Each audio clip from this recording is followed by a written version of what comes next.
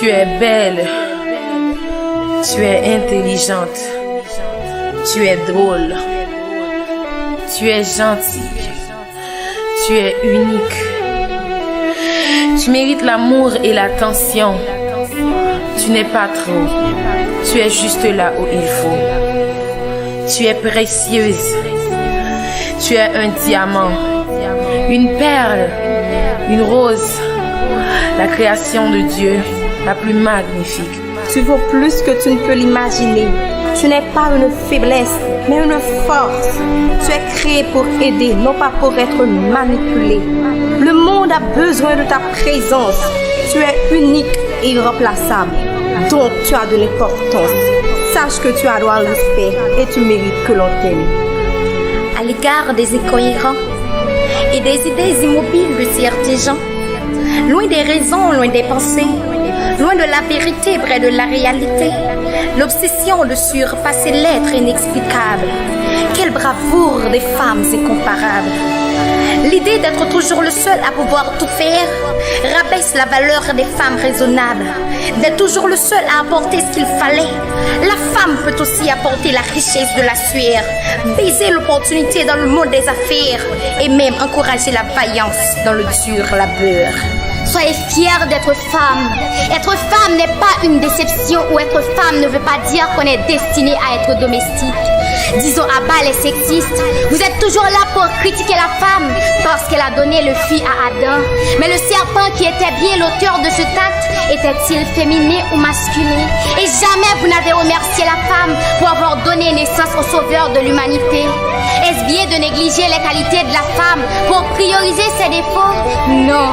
Qui t'aime dire on l'a fait toute vie ou à manger à sa tête ou juste manger pour plein ventre, mais jamais pas pour j'aime qu'on goût bouche ou pas j'aime qu'on qui douceur qui gagne une femme l'a fait toute vie ou à violer, maltraiter, humilier.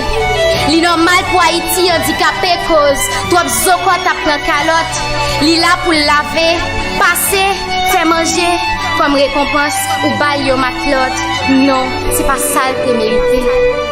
Non, non, on ne doit pas te maltraiter, ni te minimiser à cause de ton sexe. Être porteuse du sexe féminin n'est pas signe de faiblesse. Être femme, c'est synonyme de force et de courage. Dites-moi, comment une aide peut-elle être une faiblesse? Comment celle qui risque sa vie pour apporter le bonheur peut-elle être une faiblesse? Dieu nous a créés pour compléter à l'homme, car le monde n'était pas parfait sans nous. Elle est respectueuse et respectée, mais cela ne peut se faire que si elle s'en donne les moyens. Une femme forte, en plus d'avoir un caractère affirmé, doit également avoir des principes en béton. Sa dignité est alors son pilier, puisqu'elle suit une ligne directrice basée sur ses propres règles. Arrêtez de minimiser la femme. Les femmes aussi sont compétentes et vaillantes, même pour sauver la vie de leur être et de leurs enfants. Cessez de minimiser la femme à l'égard du travail, car en étant propagé l'amour, elles peuvent aussi apporter le courage. En menant le combat de la vie à tête haute et sans peur, même avec la rage, elles peuvent même déplacer des rochers avec la main dans les circonstances de la vie. On voit régner le sexisme même au sein de l'Église.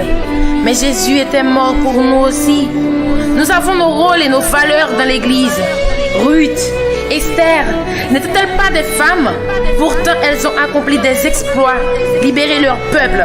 Parlons de la bravoure de Marie-Jeanne, qui en étant femme prenait des armes comme les hommes. Elle avait du courage, n'avait pas peur du danger. Cela prouve qu'on peut être forte. Il n'y a aucune honte à être femme.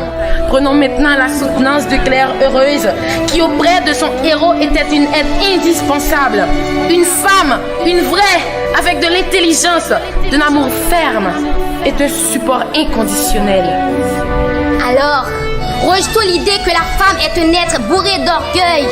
Ce que la femme veut, Dieu le veut, ne veut pas dire que la femme est un être indestructible ou encore surhumaine, mais elle est juste sans cesse en évolution et la femme détient sa force grâce à sa patience, son courage, son esprit d'analyse et de déduction.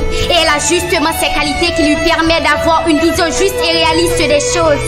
Et c'est ce dont le monde a besoin. Oui, le monde a besoin des femmes qui sont là, non pour uniquement le sexe, des femmes créatrices, des femmes réalistes, des femmes qui peuvent briller comme la lune l'a fait au coucher du soleil.